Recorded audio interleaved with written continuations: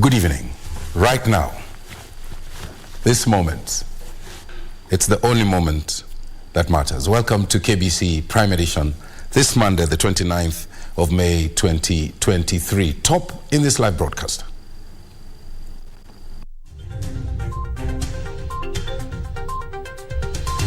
President William Ruto hints at removing visa requirements for all African countries to spur inter-Africa trade.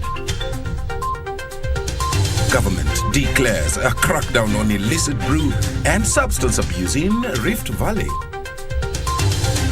The State Department of Water in a tight spot for arbitrary allocation of funds.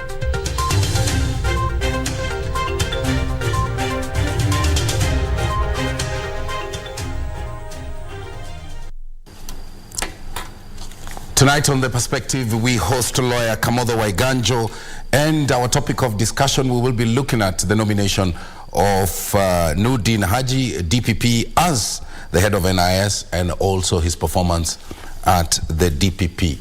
Our socials at KBC, Channel 1, my Twitter handle at Mboya, and our sign language interpreter is Lensa Odingo. Now, Deputy President Rigathi Gachagua has ordered a crackdown on illicit brew and substance abuse in the Rift Valley.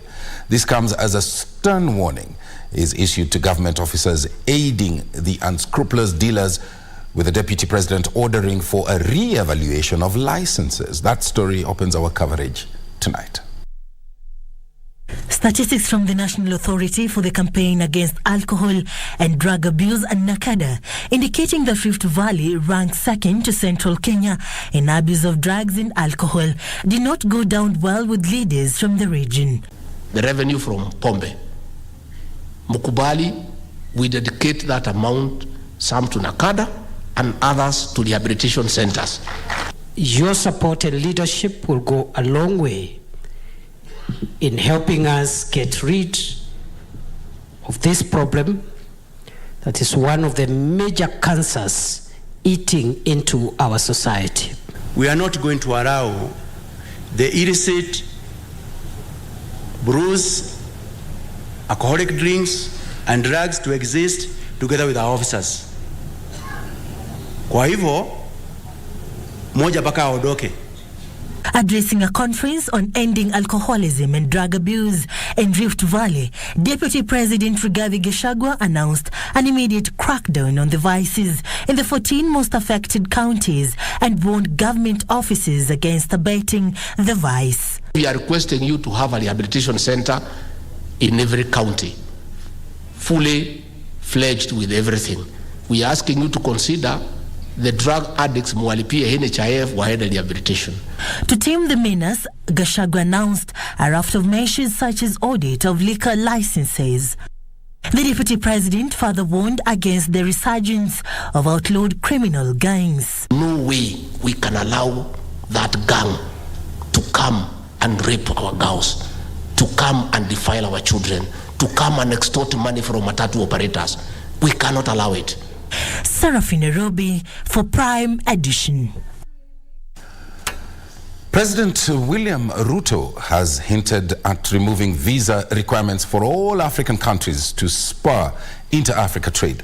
The president told participants at the third Kenyan International Investment Conference that visa restrictions are choking trade in Africa, which remains the lowest in the world at 17%. The president also urged African countries to ratify and effect the African Continental Free Trade Area to harness the potential of African market. The three-day conference has attracted more than 35 trade ministers from around the continent of Africa, and we'll be bringing you that story a little later on. Now, the State Department of Water is on the spot for reallocation of funds without the approval of the National Treasury and also Parliament, and that's contrary to the law. The National Assembly Budget and Appropriations Committee declined to discuss the budget estimate for the State Department and instead directed the Principal Secretary, Kiprono Rono, to explain the changes in person come next Tuesday.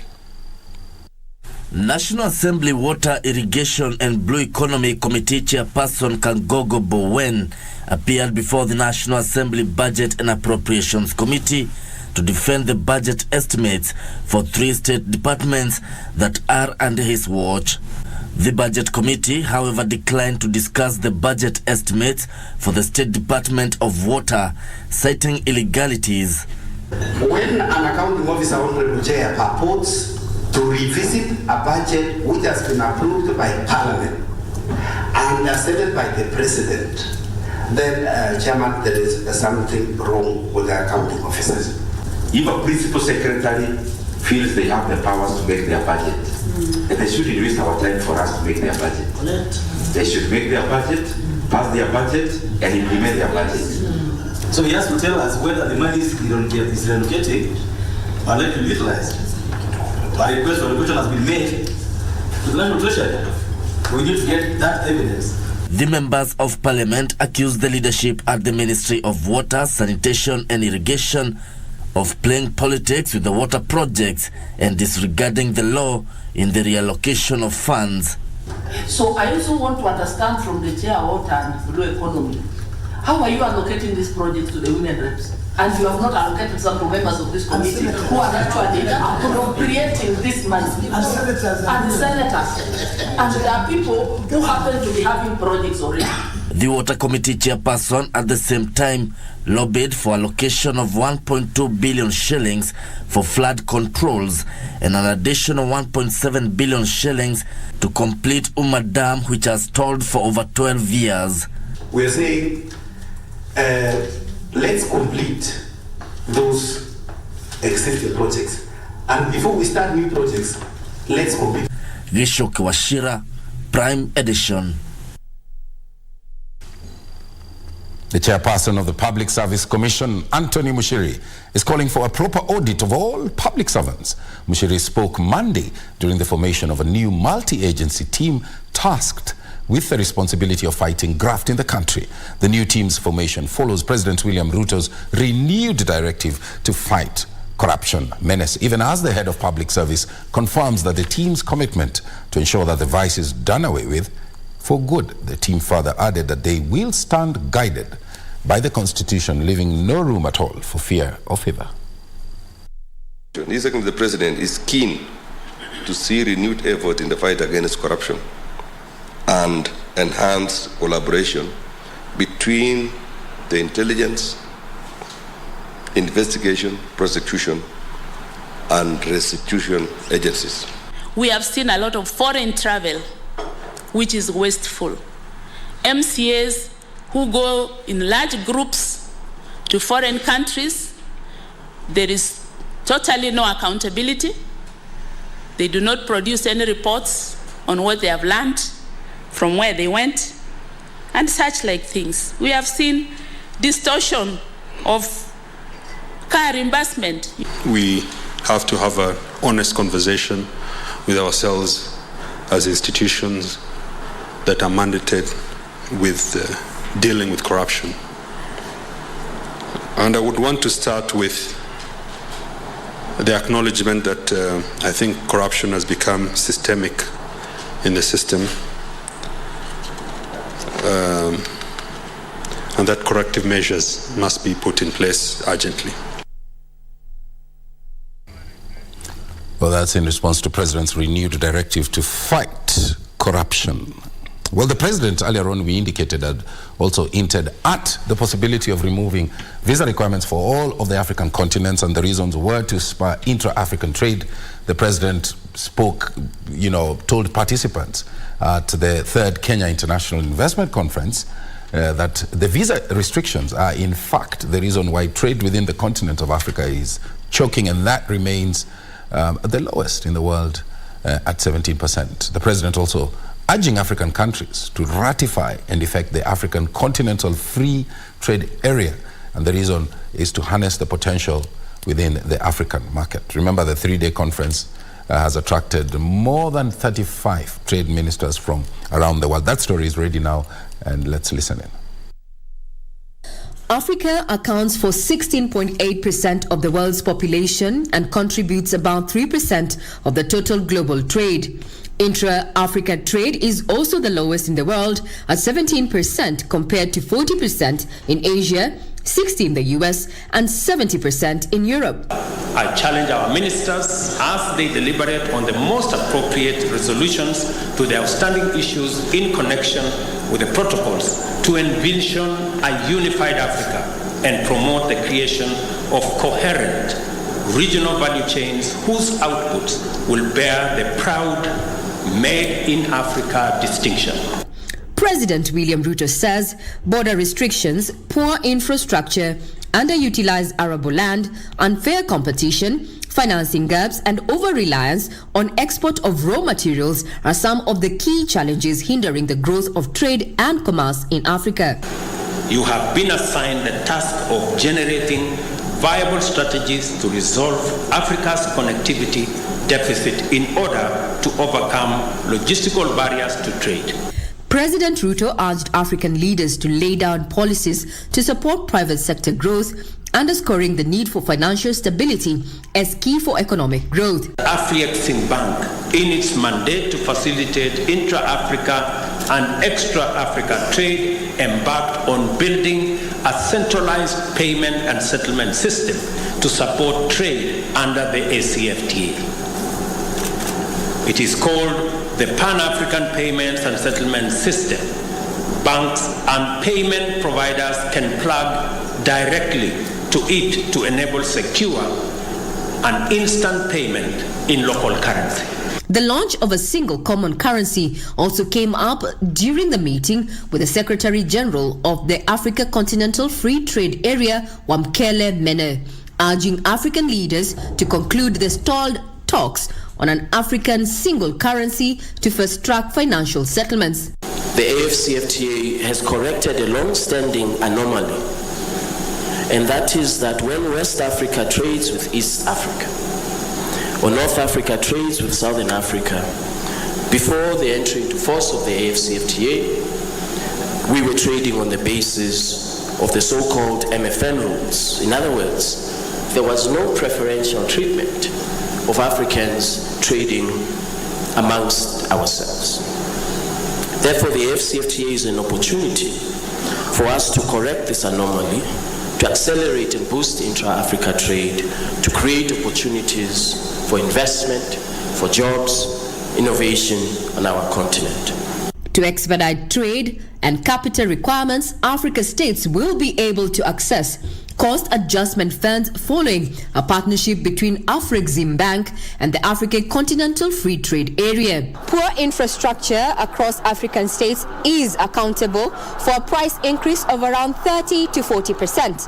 As such, addressing poor infrastructure across Africa is one of the key conversations that are currently taking place right here during the Kiko conference. If this is addressed, then Africa is bound to attain its quest of increasing intra-African trade that currently stands at 17%. Regina Manyara for Prime Edition. Very well, let's now get the political levers. Azimio la Umoja One Kenya coalition is expected to hold its parliamentary group meeting Tuesday to deliberate on important issues that include the Finance Bill 2023. Meanwhile, a section of Meru County politicians are now pushing for the split of Meru County into two, namely Meru County and Nyambene County. The leader of minority in the National Assembly, Opiyo Wandayi, says the Azimio la Umoja One Kenya Coalition Parliamentary Group meeting would be held at Stephen Kalonzo Musyoka Command Center in Nairobi. Top on the agenda is the controversial Finance Bill 2023. What I anticipate is that this meeting is going to come up with far-reaching resolutions that will have great ramifications, not only on the politics of the country, but also on the socio-economic architecture of our nation. Wandayi says members will also be appraised on the way forward after the opposition pulled out of the bipartisan talks. We expect, as usual, that members of the parliamentary group shall ventilate, shall converse freely and robustly in order to inform the final resolutions that will emanate from this meeting. Meanwhile, a section of Meru County politicians are now pushing for the split of Meru County into two. They want the region divided into Meru County and Nyambene County. Speaking in two different occasions, Meru Senator Kathuri Murungi and Tigania East Member of Parliament Puru Aburi say the split is necessary because of the high population. Tukipata kaunti mbili, tutapata pesa mingi zaidi hapa Meru. Usema kaunti mbili sio kusema imenti na watu wa Nyambene wamekosana. Sababu kuna watu wanaeneza uvumi na poronjo. Nilikuwa nimesema 2018 kitambo kwamba tunafaa tukate Nyambene County. Lakini sio shauri ati Waigembe wamenyanyaswa na imenti ama mambo hiyo, hapana. Tusiweke ukabila. Wote ambao mnaona hapa na MCS wa Meru County ambao wamekuja hapa kwa hii sherehe ya leo ya kulaunch Nyambene County, Nyambene County. Tilio Marco for Prime Edition.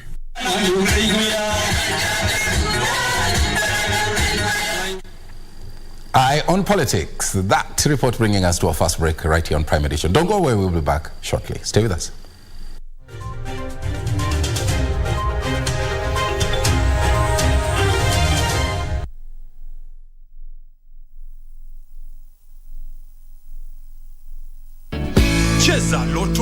Majina ni Milka Nyonga, mtaa wa Rongai. Nimefurahia sana experience ya leo. At least nimetoka na simu, but I can't believe nimeacha 100k. But next time najua nitapata more. Anyway, naimiza tu kila mtu acheze na muendelee kucheza Loto Moto. Kila mtu ni mshindi. Usisahau kucheza Loto Moto. Shinda milioni 2 kila siku kwenye M-Pesa. Chagua lipa na M-Pesa. Paybill number weka 757070. Account number andika neno Loto. Weka kiwango chochote cha pesa kuanzia shilingi 50 hadi 2000. Lipa kisha subiri draw. Colgate Herbal is formulated from a unique blend of natural herbs and is scientifically proven to strengthen teeth and keep gums healthy. Try Colgate Herbal, scientifically proven for strong teeth and healthy gums.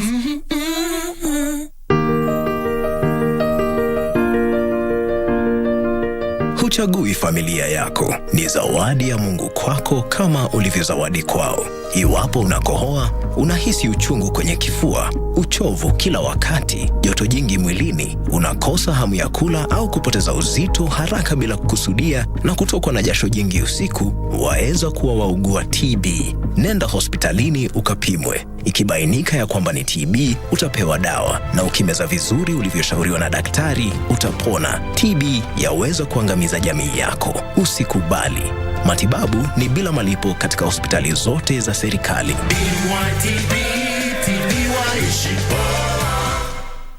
Ni kubwa, ni mingi, ni tamu, ni yako na ni moto. Tumengojea sana show ya Kikenya ambayo inatuelewa na inatujali na pia inajumuika nasi katika magumu ya maisha. Guess what? We have it. The Loto Moto Show!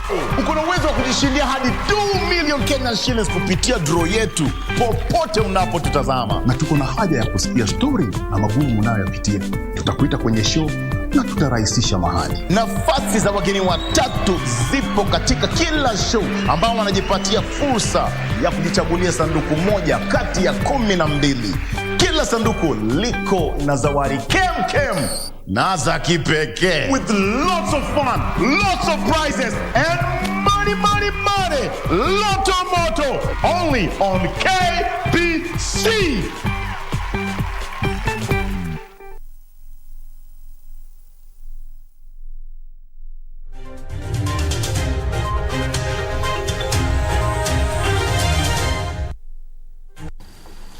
Welcome back. Of course, later on Perspective, we are hosting Kamodo Waiganjo, a lawyer, and our topic of discussion is the nomination of Nurdin Haji, perhaps looking at which way and going back and looking at his performance as the DPP.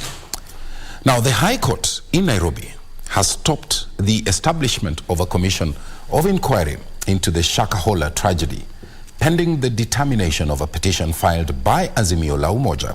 This as a total of 34 autopsies were conducted on Monday at the Malindi Sub-County Hospital. 79 post-mortems have been conducted so far since the exercise resumed. Chief Government Pathologist Dr. Johansen Oduor said 22 were bodies of adults while 12 were children, and the gender of 3 bodies could not be identified. The exhumation exercise yet to resume at Shakahola Forest.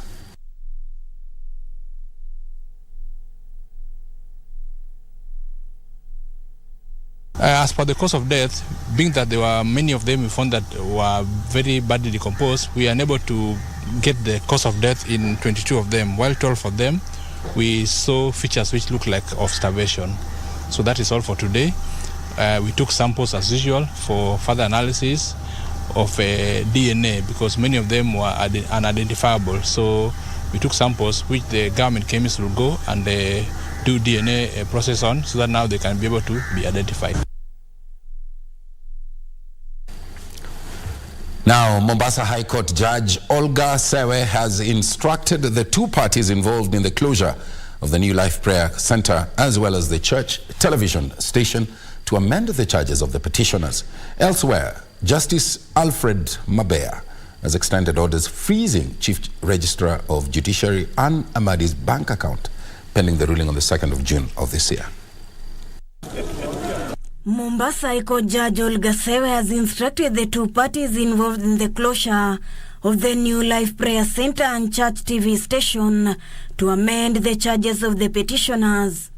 We'll have it mentioned with a view of ascertaining the status of investigations. Justice Sewe directed the case be mentioned on 13 July 2023 for compliance. The development comes as televangelist Ezekiel Odero, accompanied by his lawyers, presented himself at the DCI headquarters in Mombasa County, where he had been summoned. Kila siku serikali inapindua. Jameni, kama kuna hatia, pastors yakamatwe ashtakiwe. We have made an effort to report. We have made an effort to cooperate. The question is, are they making an effort to end this matter? And Chief Registrar of Judiciary Ann Amadi's lawyers' quest to have her bank accounts opened hit a snag Monday. The lawyers argue that the impression created that she trades in gold is false, calling on the plaintiff to sue those responsible at the firm in question. Justice Alfred Mboya will deliver his ruling on 2nd June 2023.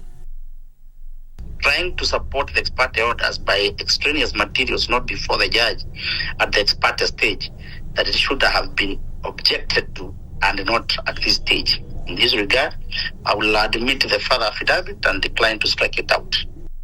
Elsewhere, Dolphin Nyangara has lost a nominated seat at the Nyamira County Assembly to a city lawyer, Michelle Kemuma, after the High Court upheld a magistrate court's decision.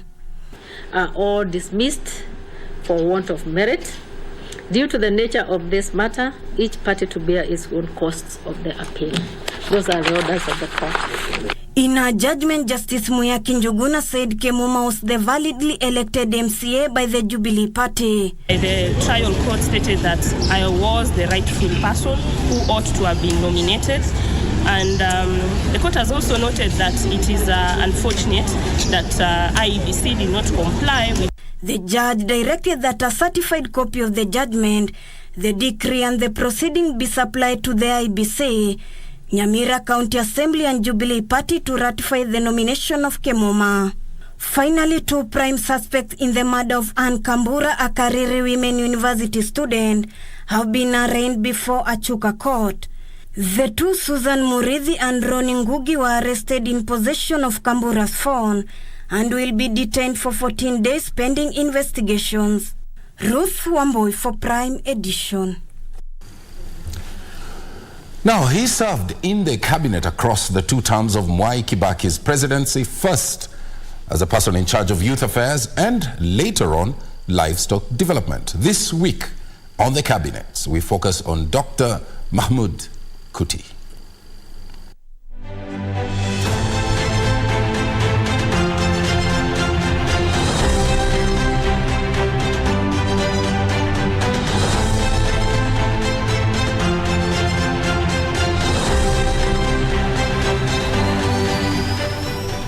(1992 to 1997), Kuti worked at the Isiolo District Hospital before investing in a private hospital, Waso Medical Services.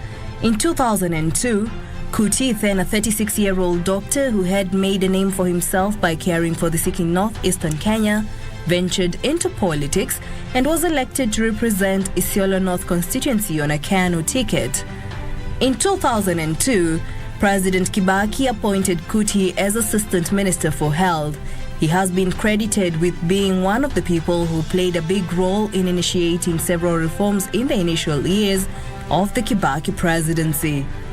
These included putting systems in place to fight corruption, such as the Kenya Anti-Corruption Authority, now known as the Ethics Anti-Corruption Commission, and the Kenya National Human Rights Commission, and setting up an efficient monitoring unit to boost performance in government offices.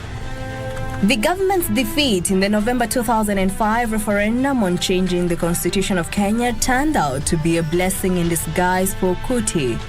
An analysis of the referendum polls established that the majority of youths had voted against the draft. President Kibaki then formed a ministry dedicated to the youth. Kuti was then appointed as Minister for Youth Affairs. The newly crafted ministry drafted several wide-reaching youth employment policies and initiatives. The programs included the National Youth Enterprise Fund, Chora Bizna, National Youth Policy, and National Youth Council. Now, the Kenya Pastoralist Parliamentary Group has come out to defend the nomination of Director of Public Prosecutions Noordin Haji as the next Director General of the National Intelligence Service. The legislators, led by SACU Member of Parliament Dido Rasu, said Haji had a sterling career as DPP, dismissing a section of the civil society groups that are questioning his integrity and calling for nullification of his nomination. Haji is scheduled to appear before the National Assembly Committee on Defense, Intelligence and Foreign Relations for vetting Tuesday. That the nomination for appointment of Director of Public Prosecutions Noordin Haji to the office of Director General of National Intelligence Service has elicited mixed reactions from various quarters is without a doubt. Good morning. On Monday, legislators under the Kenya Pastoralist Parliamentary Group weighed in on the matter, supporting Haji's nomination. Noordin, first, is a lawyer. He is a practicing intelligence officer. He has been our Director Public Prosecution, and now he has been nominated. What other career qualification does Noordin need to have? We believe His Excellency Dr. Ruto's choice of Mr. Noordin as his top most intelligence officer and security advisor followed thorough scrutiny of credentials of several officers within the agency and the larger public service. The lawmakers terming as malicious calls for revoking of the nomination by a section of stakeholders. If there were issues of integrity, why were they not raised before his nomination? That tells you the politics. Hii ni nafasi ambayo inahitaji ibaki na heshima yake kama ofisi, na pia yule ambaye atafanya kazi pale, sheria bado iko juu yake. Among those rejecting Haji's nomination is Kenya National Civil Society Center, which argues he has failed as DPP. Last Friday, Transparency International Kenya chapter withdrew the Leadership Integrity Award it had bestowed on Haji in 2019. This is very mischievous, and we take exception to it. And Transparency International, if it wants to continue having our confidence and trust, should not behave like this. Unless there is anything outrightly unprofessional. Outrightly unprofessional, which we have not seen right now. And that's why there's due process. Public participation, vetting, and then parliamentary voting. There are stages. If there are issues, they will come out.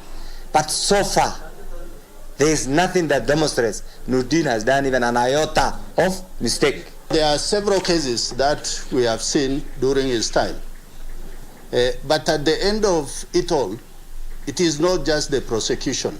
It is also the matter of evidence that must be provided to him for cases to reach the logical conclusion. Haji is the second DPP since the promulgation of the Constitution in 2010. On Tuesday, he will be interviewed by the National Assembly Committee on Defense, Intelligence and Foreign Relations for the position of Director General of the National Intelligence Service. If found suitable, he will succeed Major General retired Philip Kameru. Kamche Menza for Prime Edition. Of course, the nomination of Nuruddin Haji to head the National Intelligence Services eliciting many opinions from various quarters. There are those who have lauded the president for nominating him, and others, including the civil society, you watched in that clip, saying that he doesn't merit. We had hoped to have a conversation around that, but unfortunately our guest, Wakili Kamodho Waiganjo, has gotten into a meeting, an evening engagement, and therefore he will not be able to make it to our show on The Perspective. We are working on rescheduling it. We sincerely apologize for that development. Now, Embu County, that will host the Madaraka Day celebrations this year, they've already begun the festivities. How? They're planting 3,000 trees at Njokiri Forest. And also that stigma that's associated with menstrual cycle has been cited as a barrier to accessing menstrual hygiene management services. Details on these and more in our county news roundup. Governor Cecily Mbarire joined the disciplined forces led by the Madaraka Day Parade Commander Brigadier J. Gula in planting more than 3,000 tree seedlings at Kamdunda tourist site in Njokiri Forest managed by the community. So much joy for us. I mean, Embu County has never seen what we've seen here for the last 2 months. And of course, the climax will be on Thursday. I saw you the day the CDF was here, and I couldn't help but feel this is great. And I was even more excited to see ladies in the team marching so well. Congratulations, the ladies in the Jeshi. And reproductive health stakeholders are calling for scaling up of campaigns seeking to demystify menstruation and discourage cultural beliefs that promote period poverty and shaming. They spoke at Kilala Secondary School in Mala Machakos during an event to mark Menstrual Hygiene Day. When you grow up, you know how to, interact with each other, interact with yourself, education and information on how to go about school, here in school and even outside school. Elsewhere, the Kisii Council of Elders has hinted at initiatives to empower the youth in social, cultural and development by imparting positive values.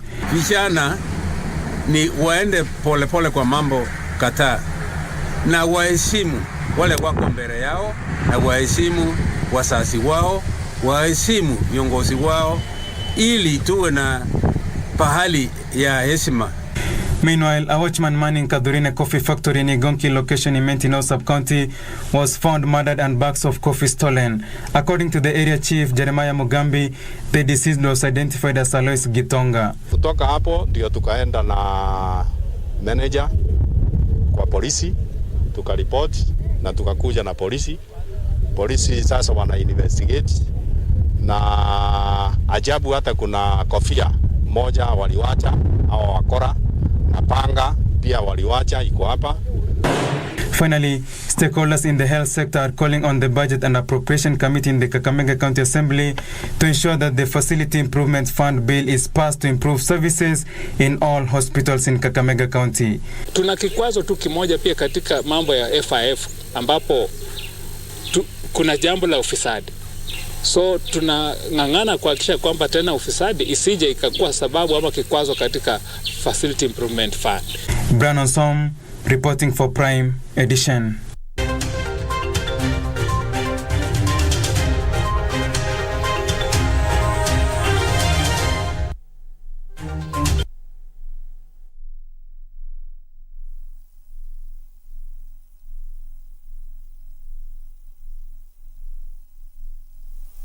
To get Skizatune Hail Mary, dial star 811 star 963 hash. Hail Mary, full of grace, the Lord is with thee.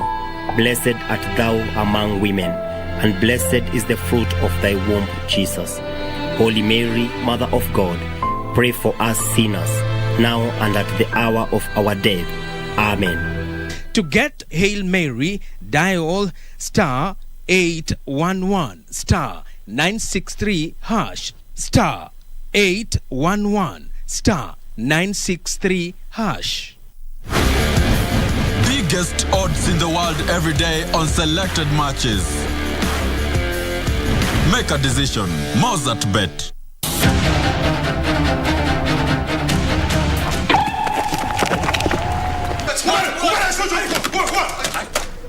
아니 드는 것만으로는 증거가 안 돼요. 처벌해 적게.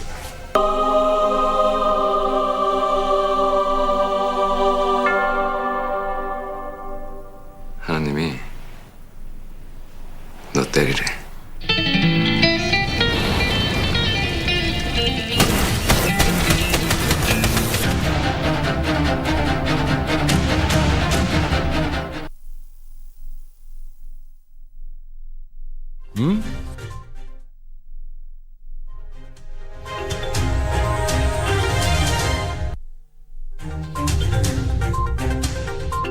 On my Twitter handle, @Mboya24, former Mungeki sect leader Maina Njenga has been released on a cash bail of 50,000 shillings after he denied 7 criminal charges leveled against him. Njenga was on Monday arraigned at a Nakuru law court, remember, and is accused of being a member of an organized crime and 6 other charges of engaging in organized criminal activities. Heightened security at the Nakuru law courts on Monday morning. This ahead of the arraignment of former Mungiki sect leader Maina Njenga.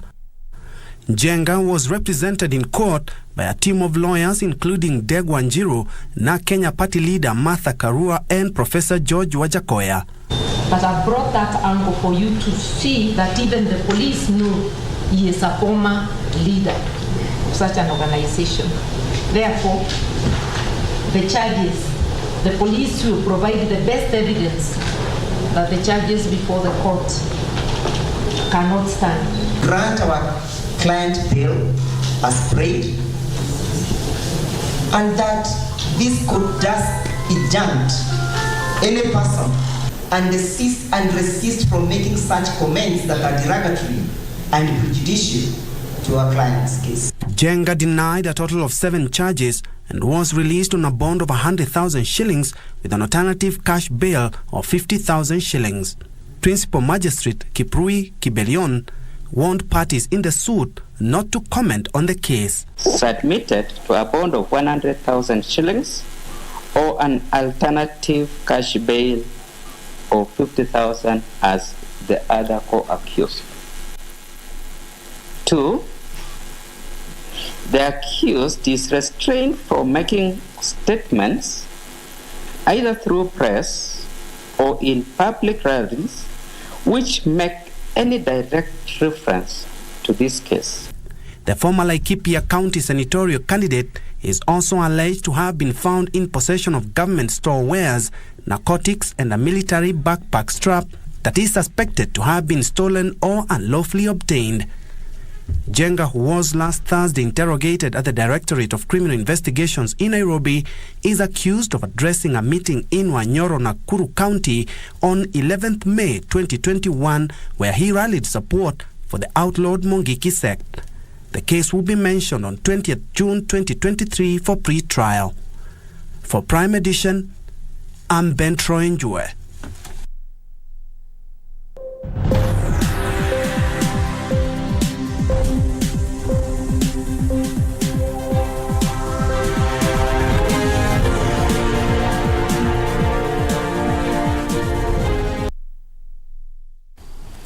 Welcome to Business. I'm holding the fort for the news anchor. Kenya is implementing a horizontal value chain growth system to increase exports to 30% of the gross domestic product by 2025 from the current 10%. Trade Cabinet Secretary Moses Kuria says that this approach will hasten the country's integration of small businesses into new regional markets and also promote intra-Africa trade.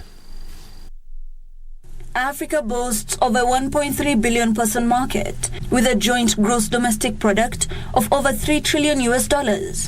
However, intracontinental trade still stands at a mere 15%, accounting for about $50 billion. Ministry of Trade, Investment and Industry Cabinet Secretary Moses Kuria reckons this could be exponentially grown, given the immense trade potential Kenya harbors and its strategic position as Africa's gateway. It takes some stamina, it takes some fortitude, and it takes some consistency. And on behalf of the other ministers, Secretary General, let me assure you that we have the full support of your ministers, of also the heads of state, and we are going to work together. You are consider that you have got partners and you have got many champions. The CS says this could be grown to 25%, equivalent to $70 billion, depending on liberalization efforts made by African countries through the Africa Continental Free Trade Area Agreement. I'd insist on them on the need for Africa integration. And I did that on the east and the southern side, from Egypt all the way to Pretoria. And I am going to do it again to Abuja, to Tunis, to all capitals of this continent, and talk not just to my fellow cabinet colleagues or fellow ministers, but also to the heads of state and tell them the time for real practical steps for Africa integration is now. Kenyan cottage industries are hopeful the easing of these cross-border regulations and barriers will expose them to larger markets. We would want farmers, traders, investors to know that we have invested in stores and storage facilities, including silos, where they can store their produce to last longer. We have invested, and we would want to network so that people are able to benefit from what we have already done. Actually, I'm looking for a partner who, actually I have a partner, and then to support our partner to provide some the map of localization and how we can get the real pictures with the business aspect. They say locally made products that do not thrive in the Kenyan market may appeal to other markets within Africa, thus ensuring business sustainability and viability. Not only that, they appeal to the national and county governments to facilitate flexible policies, which could potentially increase investor attention. As the first day of the Kenya International Investment Conference comes to a close, small businesses are calling for softer regulations and better policies to ensure that they can traverse the borders and go into the African markets. Hibak Said for Prime Edition. Kenya has been encouraged to consider increasing regional food imports to reduce pressure on the country's forex. Alliance for Food Sovereignty in Africa says that trading within the region is cheaper, a move which will see the revision of tariffs to ease shipment of food in the country to cushion Kenyans from the high food prices. In 2022, Kenya imported slightly over 3 million tons of an assortment of foods valued at over 140 billion shillings as Kenya grappled with 5 consecutive failed rain seasons. The increased food imports have put a strain on the country's foreign reserves. Experts in the food value chain say Kenya can reduce pressure of its forex reserves by relaxing both tariff and non-tariff restrictions to allow more food from the region. The debt crisis is so much so that African governments borrow money to pay their debt, and the debt level is increasing. So the investment level is becoming very much important, very much difficult. And what is a payment? Some of this payment is for the purchase of fertilizers, agrochemicals. Some of this debt is for the payment of to seeds, importing seeds. African countries have been advised to increase intra-African trade to boost the continent's food security. We are also exporting. That's the sad part of the continent, is instead of trading among ourselves, instead of reducing the food import in our own continent, we are exporting food to outside. Agro-farming has also been touted to reduce manure and chemical imports that saw Kenya spend a combined total of 65 billion shillings last year to import the commodities. But this is not true. Agroecology can be practiced on a large scale. We see that, practically on the ground, especially with the farm in Nigeria. So many other African countries. In South Africa, some farms are already transitioning, to agroecology, and we see it work. So where other farms are experiencing invasions of pests and diseases, we have these farms free of those pests and diseases. We need to promote agriculture, make sure that when you produce more, eventually the price of food will come down. Food value chain players are calling for increased investments in indigenous seed banks to protect the country's food sovereignty and make the seeds cheaper and accessible to small-scale farmers.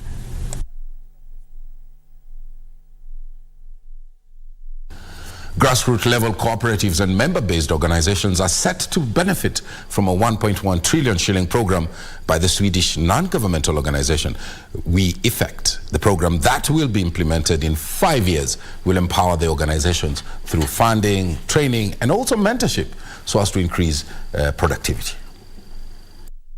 Cooperatives and credit unions provide 31% of Kenya's gross domestic product, and 63% of country's population are members who receive some benefit or service from cooperatives.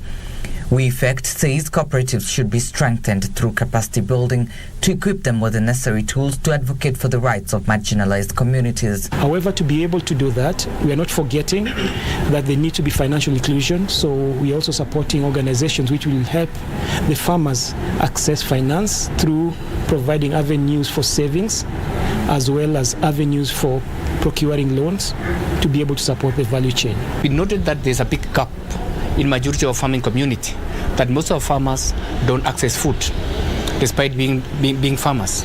And what we now want to do with We Effect is to promote animal feeds that are also taken by animals as food and at the same time taken by human beings as food. So we want to promote feeds for both animals and human beings. We Effect Regional Director George Onyango says strengthening the capacities of local organizations and fostering sustainable development will create positive change through empowering communities. We are looking at issues from production, looking at also issues on marketing and market information, issues of value addition, and ensuring that this food goes to the table. But however, it has to be done through the organizations. And in this case, we are working with primary cooperatives, associations, and even groups at a lower level. The program seeks to strengthen food systems to foster gender equality and build resilience in communities. Wamama waanza kujijengea manyumba, maana wamama walikuwa wanatengeneza manyumba kwetu. In our culture, wamama ndio wanaenda kujenga manyumba. Wanajenga nyumba enyewe kujengea familia. So huyu mama akipata pesa ataanza kwenda soko kwa hardware, ananunulia mabati, anajenga nyumba, anatoka kwa ile manyata, anaingia kwa improved house. Namba 2 anapata solar lanterns ambaye watoto wake wanaweza kusoma. Namba 3 wanapata water tanks ambaye mama ndio alikuwa anaenda kuchota maji kwenda mbali, lakini wakipata storage ya maji wanafaidika. Trevor Nginde for Prime Edition.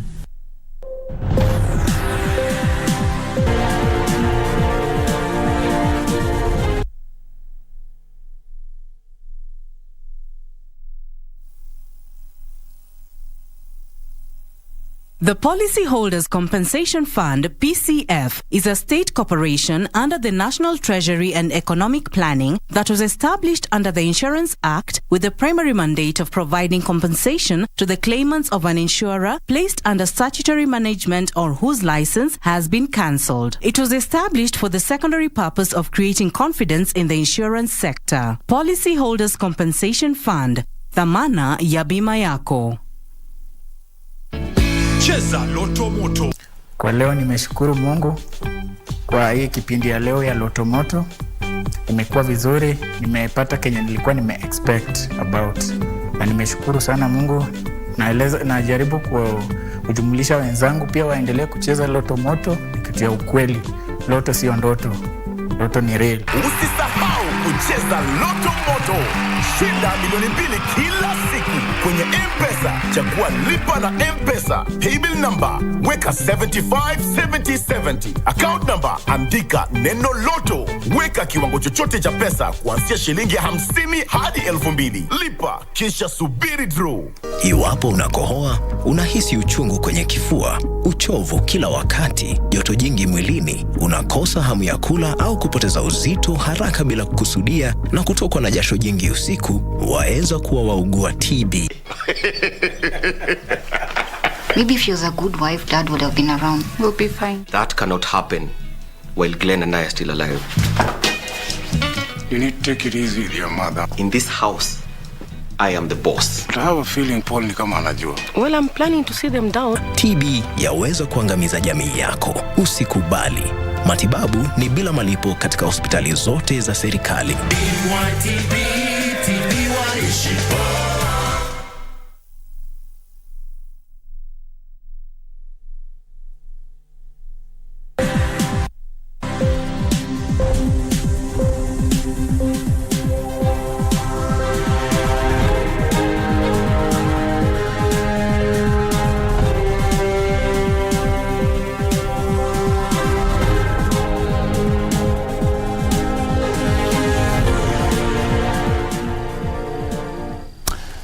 That's how it looked in the day's business. Now, Embu County has joined 11 other counties in the country to the processing of Orthodox tea in a move that is geared towards boosting farmers' earnings and meeting the rising demand of specialty tea.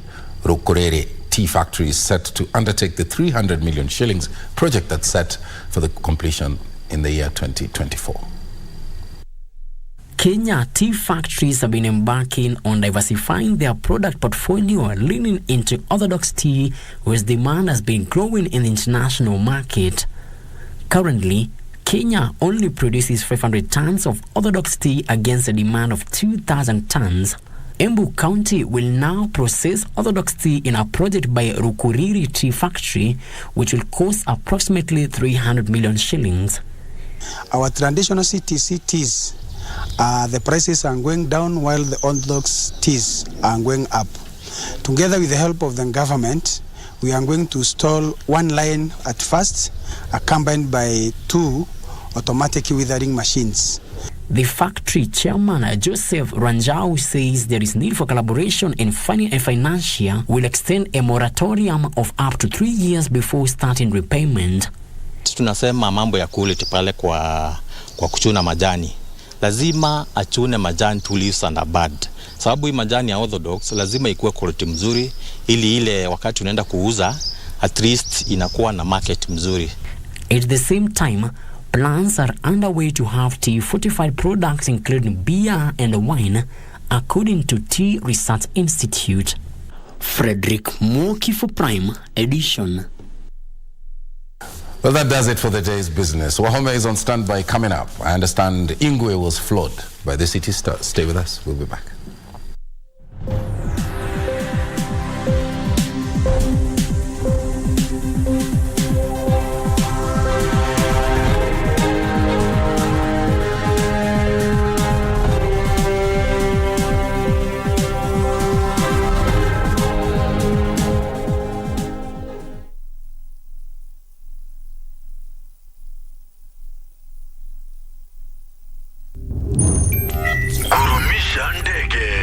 Aviator instant game. Be a daring pilot and earn by how much high you can lift the plane. The higher you fly, the higher your win. The sky is the limit. Mozart Bet. Mimi wasina roho mbaya, Ramesh. Lakini ukinilazimisha haya maji utayaogelea. Yaani mimi sifai kusafiri. Disco haikuwa tosha. Maona sasa mtafute faragha ya hoteli, wende mwenyewe mkajivinjari vizuri. The only woman that I want in my life is mine. Hakuna penzi lililoko sawa. Watu wawili lazima watatatizana tu.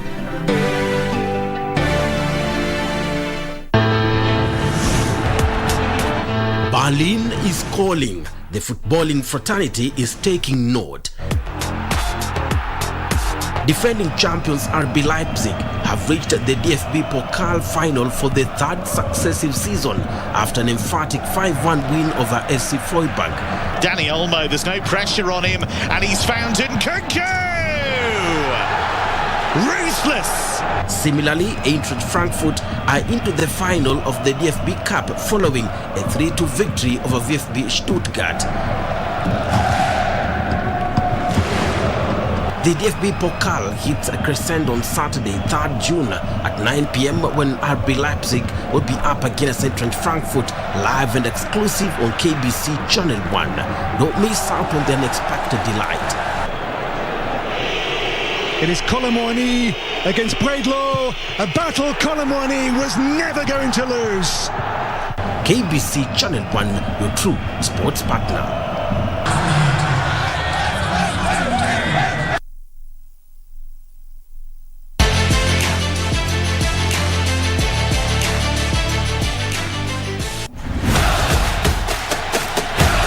It is the cup with the golden ticket. Mozart Bet Cup, 2 million shillings. CAF Confederations Cup. Kuwa mshindi. Mozart Bet Cup. Good evening to you. My name is Daniel Rohome and welcome to Prime Edition Sport. Sports Cabinet Secretary Ababu Namwamba this morning handed the national flag to the Kenyan golf team that will represent the country at the Region 4 tournament set to be held from the 6th to the 10th of June in Ethiopia. Kenya will be looking forward to defend the title they won last year after beating Uganda in the final. The Kenyan team will join Uganda, Tanzania, Ethiopia, Rwanda and Burundi, aiming to defend the title they won in the last year's edition. Sports Cabinet Secretary Ababu Namwamba hailed the team and also asked them to work hard to emerge victorious. Kenyan golfers to be able to compete at the very highest level.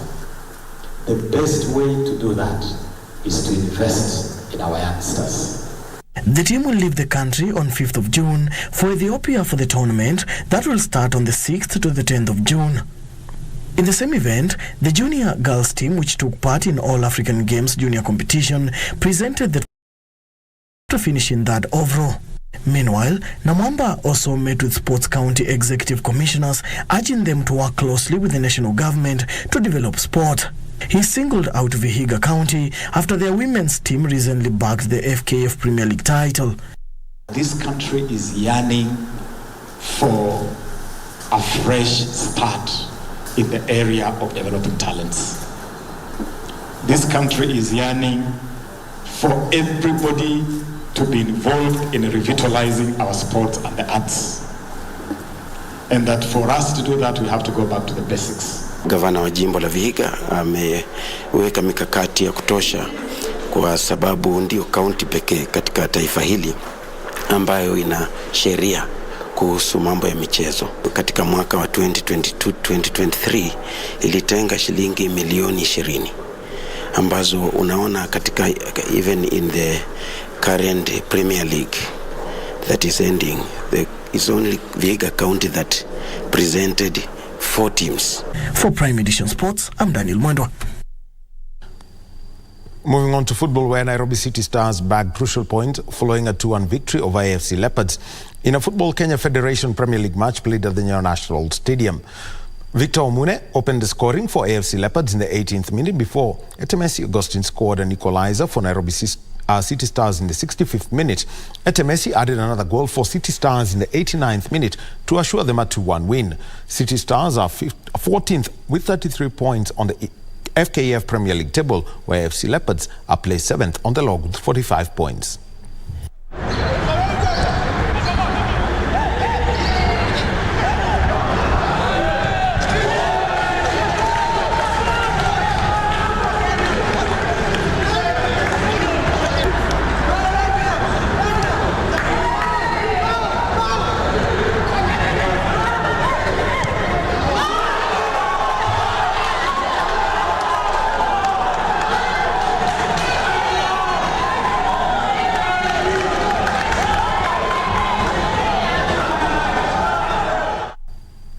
Now moving on is that Harambee Stars coach Engin Firat has unveiled the provisional squad for the Four Nations tournament scheduled to be held in Mauritius from the 11th of June to the 18th of June. The 30-man provisional squad comprises a blend of local-based players and foreign-based players. This tournament is going to be held in Mauritius. Coach Firat has strategically selected his squad with an eye on the upcoming CAF and FIFA assignments. Additionally, the Four Nations tournament offers an opportunity for the players to show what they can offer. Among the new faces receiving their maiden call-ups to the national team are Simon Masaka, Kevin Luke Otiala, Charles Ouma, and Moses Shuma of Kakamega Homeboys. Brian Buire Robinson Kamora and Boniface Omondi have made a return to the national team. Stars will be pitted against host Mauritius, Djibouti and Pakistan. For Prime Edition, I'm Sela Onyango. And in athletics, reigning African champion Ferdinand Omanyala lost his first race of the outdoor season as world champion Fred Kali edged him at the Rabat Diamond League meeting in Morocco last night. Omanyala finished third behind South Africa's Akani Simbine. World champion Fred Kali clocked 9.94 seconds to win the race, ahead of former African champion Akani Simbine, who came in second. Kenyan's Ferdinand Omanyala completed the podium dash. By Fred Curley. And what was the wind doing there? Plus 0.1. That was in still air. Meanwhile, Commonwealth champion Mary Mora destroyed the field to win the 800 meters with a time of 1 minute, 58.72 seconds. The crowd simply would not get quiet enough. Kenyan Emmanuel Wanyonyi emerged victorious in the men's 800 meters, clocking 1 minute 44.36 seconds. Wycliffe Kimanyal and Emmanuel Kiprui came in second and third respectively. As Kenyamal will finish second, Robert of France. Men's 3,000 meters steeplechase, Abraham Kiwot finished third, clocking 8 minutes 5.51 seconds, while Leonard Kipkemoi and Benjamin Keegan settled for 5th and 7th position respectively. Diamond League heads to Florence, Italy on 2nd June. For Prime Edition, I'm Sela Onyango. Moving on is that 9 promising young players were selected by 3 top-tier teams for trials and subsequent talent nurturing on the final day of a football tournament held in Busia County that attracted top coaches in the country led by Tusker FC tactician Robert Matano, among others. The second edition of the Western Regional Tournament is slated for July in Busia County.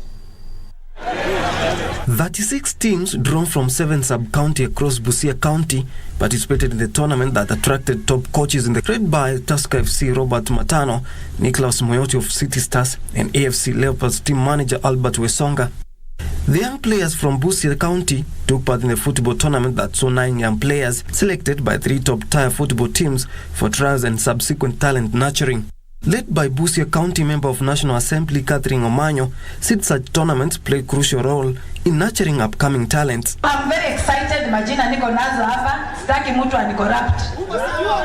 Sionyeshi mtu. Mimi yangu ni kuita hao watu kupeleka wapi? Nairobi. Actually ni mkaaji wa wapi? Busia. Tumeshikana na mama in collaboration kuweza kufanya hii hafla siku ya leo ya kutafuta talanta, kukuza talanta na kuweza kuwa connect na recruiters nationally na outside Kenya. Siku ya leo ni siku kubwa sana. Nadhani ushabiki mkubwa na talanta mkubwa wa mpira iko hapa eneo ya magharibi ya Kenya. Nimeamini siku ya leo. The second edition of Western Regional Tournament is slated for July in Busia County with more scouts invited. King Orimwangi for Prime Edition Sports.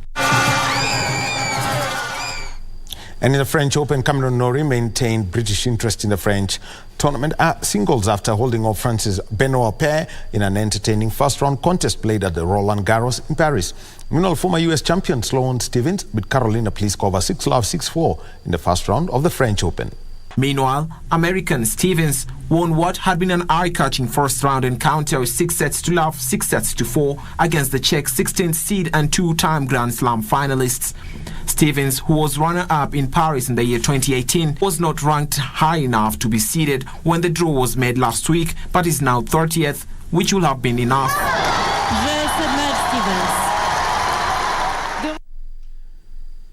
And that's the sport for tonight. Thank you for being with us on Prime Edition Sport. My name is Daniel Wahome.